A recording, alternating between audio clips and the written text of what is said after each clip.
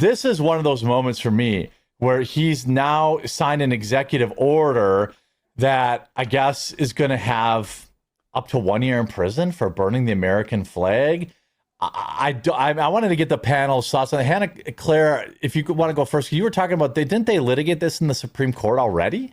Yeah, it's Texas v. Johnson is the most famous one in 1989. I mean, the idea is that like while we don't like burning the flag, it is a form of free speech, and it's a form of protest, which is protected. Mm-hmm. I think that's one of the interesting strategies with Trump's executive orders overall. Like he'll throw a lot of stuff out there, and it's almost like seeing what sticks because he went into this knowing someone was going to challenge it. Now, obviously, it's a weird look if you're like any organization suing to be like, we want people to burn the flag, but it's because that sounds unpatriotic. But on the other hand, like, you know, if you were to burn a pride flag, I wouldn't want you to get brought up on hate crime charges. You do. And I don't believe that hate crime charges are real. So maybe this is the only way to push that forward. Like maybe this is, and I rarely say this, 3D chess at work. But also it seems like a myth. It's fourth dimensional chess, Hannah Claire, not 3D. Listen, Eddie Bravo feels the same way that you do about how Trump operates. And I never ever believe that. This would be the only way of justifying it. But I think what's most likely going to happen is like, it's sort of like a misguided push for patriotism. And I think that while the push to get cities under control is noble, burning the flag has already been litigated in this country. I don't know how you guys feel about it. Yeah, go ahead.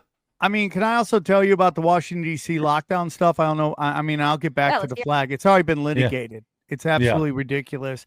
You should be able to burn any flag you want, pride flag, American flag, an Israeli flag. I don't care. That is your First Amendment right. When Bill Burr's wife flipped off the president and everyone was going nuts, I'm like, that is free speech. Whether you like it or not, that is free speech. You should be able to flip off your politicians. And I actually would encourage people to do it more. You know, I just think that's what we need to push back against these people. Even though I would like, if you ran an election today, Trump versus Kamala Harris, he would still curb stomp her. It's not even close. The difference between a Trump cabinet and a Kamala Harris cabinet is Trump's are all closeted neocons, and Kamala Harris would be BLM, fat feminist, and trans. That's the only difference, dude. Yeah, they're both bad. They're both bad. They're both just it's uncomfortable. They're both gay. They're gay. Some are shit, secretly gay. Yeah. There's nothing more dangerous than a closeted gay man. There's nothing more dangerous. They're so angry. That's why I push back on the right, and they're just this homophobia they're going with. I'm like, you're just creating a blackmail area. You're just going to create it so people can be blackmailed regardless of, you know, I believe in free will. God gave us free will, and how you choose to use it is your own thing. As long as you're not hurting people, and particularly children, you're not going to hear anything from me, and we all go to judgment, and that's what's going to happen when it happens. So I push back against all that stuff. But the interesting thing about like Trump taking over DC, which people don't realize, is that the district, Washington, D.C., the District of Columbia is not a part of the United States. It is a sovereign territory. So he's not technically taking over American land. It's a sovereign territory. There are 4 major sovereign territories in the world. They are the Vatican. They are the City of London, not London, the City of London, the Washington, D.C., and I just found out another one, which is the Bank of International Settlements, which is the head of the snake of the fractional reserve banking system. So, and aren't they on the 33rd parallel too, all connected to each other through power ley lines? Yeah, 100%. It's like it's super. It's all interesting, and that's just kind of everything. It's just a coincidence, guys. Yeah, just a coincidence. Yeah, I agree, dude. I agree. So, like him taking over DC, yes, that's problematic, and I totally agree with you. And so when people go, "Hey, you know, well, it's out of control," well, they let it get out of control. They wanted it to get out of control. It's pressure from above, pressure from below. It's the old G. Edgar Griffin capitalist conspiracy. He breaks it all down right there. And this is all being done on purpose. You know, they don't want you to have any faith in your politicians. They want you afraid of the streets. So you beg for martial law. And once martial law comes, that's when the Constitution goes out the door. Yeah, I just want to comment on this flag burning issue because I think there's a big mistake being made here, specifically with more of the kind of Trump aggressive measures that are being made It here. makes That are me being want to played by- burn one, Luke. I thought, and that thought crossed my mind. I was like, yo, like, this is crazy. We let women burn bras. I mean, come on. This is. Yeah. So a lot of people on the right are responding with, but the left does it. Okay, the left cuts off their genitalia too, okay? And they lecture you about how they should be freaking fake dogs that get to sniff each other's butts in public. Okay, that doesn't mean we have to do the equivalent of that on the right, all right? Yeah. Can we stop trying to meet bad laws with other bad laws? How about, crazy idea here, we just get rid of the laws protecting their symbols as well. Well, that's how we should have did it. Yeah, it's like, no. That should have been done here, because my right shouldn't end when people's feelings start. And this is what Donald Trump kind of codified here. And he did it in a kind of very weird legalese language. He's saying the DOJ will now investigate you if you burn a flag, and will try to find you, allegedly linking you to inciting a riot. Therefore, it's still protected speech. But now that if someone threw a brick during you burning a flag, therefore you're responsible for that guy throwing the brick. That's the kind of legalese type of weasel type of language that they're using in this, which I find ridiculous. Okay, Well, it's an end around of the First Amendment. I mean, it's very, very odd. I'm not a fan of it. Well, I'm not a fan of it either. And it needs to be pushed back here, because, again, the left's going to come into power and they're going to utilize this even more, especially if there's going to be a Supreme Court challenge. And let's just say, hypothetically, Donald Trump wins this one. This means that the left now will be able to say, oh, we're in New York City. You can't say anything bad about Islam now. You do. Mandani and other people are going to put you in jail because of it, because you offended people and you hurt their feelings related to expression. That's where we're going. That's what Donald Trump is kind of playing into the role in. He might not understand it, but to me, a lot of people are calling him a strong man. I don't think he's a strong man when it comes to the kind of, some of the maneuvers. But now people have a legitimate action to say that because of this move, which I think is a big mistake. And kind of piggybacking on Hannah Claire and what she said about 5D, 3D chess. Underwater backgammon. 8D chess, whatever chess you want. And right. The crazier it is, the more dimensions it has. I mean, look at what Trump has done with the Epstein stuff. I mean, like, both the right and the left are coming together going, this is ridiculous. Look what is happening. I said this earlier, that this Zionism stuff is going to cost Trump his base. And people say it's crazy. Are you back on drugs? All this stuff. But it's literally happening right now. Whether it's purposeful or not, or it's the Streisand effect, I don't know. But it really has started to bring both. I mean, like, I'm watching the Young Turks, and I hate the Young Turks because I'm Armenian. I find that name completely offensive, but to watch them kind of be saying the same things that the people in the conspiracy world have been saying for a long time is a sign that maybe we're finding more common ground than we did in the past. Yeah. Well, I think, there's another great watershed moment of the left and right agreeing.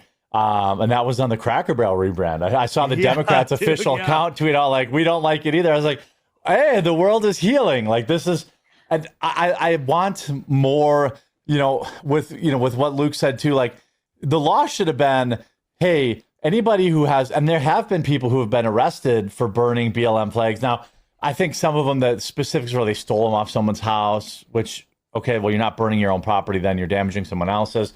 But, like, whoever had been arrested for that should have been pardoned. And, like, he should have been like, look, we're not, honestly, fine. If you want to say you can't burn the American flag, then you can't burn any flags. It's either all or nothing. And if it's a freedom of expression thing, which most people agree, then, like, this is not going to hold up in the Supreme Court.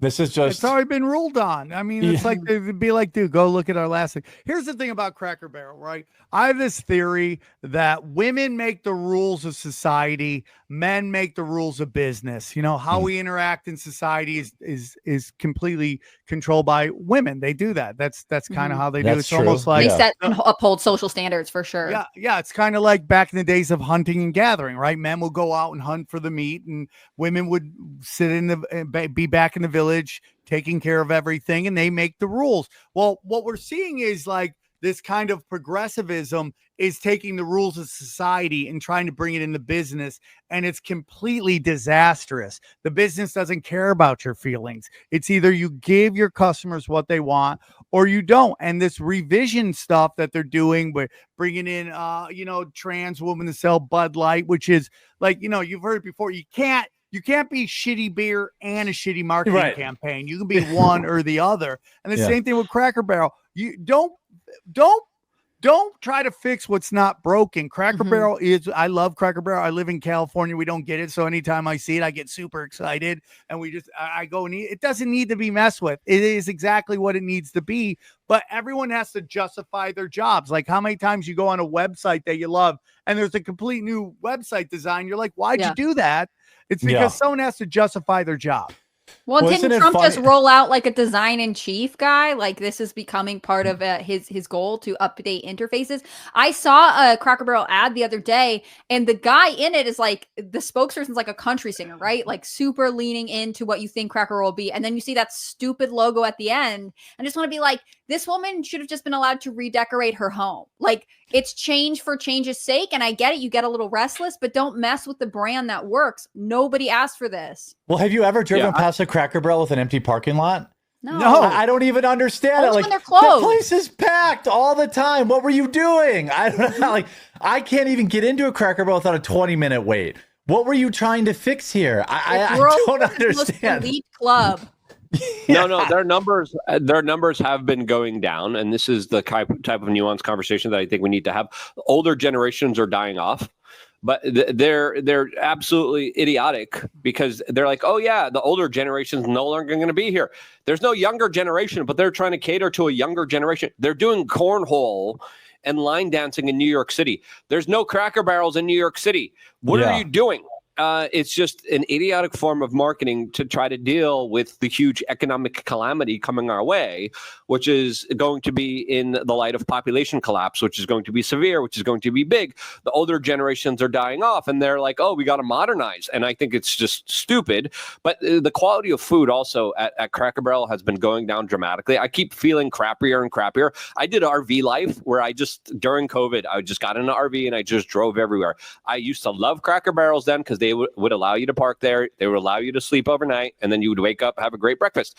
As the years went on, I just felt crappier and crappier and crappier. 2 months ago, I just had Cracker Barrel. I felt like crap afterwards. I felt like disgusting.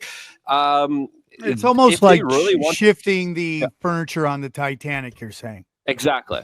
They don't have no way to get out of this problem, but they could maybe if they kind of leaned into a healthy alternative. Maybe if they did farm to table. Maybe if they worked with local fresh farms would be a thing. Yeah, along their highways, right? It's like let's get some actual food from the local farm here, and that would make me go there. Right? Well, that's a Gen Z thing too, like a millennial and Gen Z thing. Yeah, you can go farm to table. You can increase your prices, and people will still go and support you because they're like, well, this money's staying in my state, in society, right? They're willing to pay for more of a premium product and feel better afterwards too. So I think that's why they've been losing customers.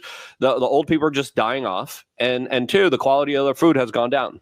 I think obviously the executives in charge of this don't actually eat at Cracker Barrel or know anyone who does. If what you're saying is true, they would be like, hey, we'll just say we're bringing in fresh ingredients. We're working with local places to get bread. Your potatoes are coming directly from whatever farmer. But instead it was again, the most middle-aged woman response, which is well, why don't we redecorate? Why don't we change the paint on the walls and change the logo? Again, I really mean that this lady, if she had just gotten herself an interior designer for her own house, would have settled this urge to change.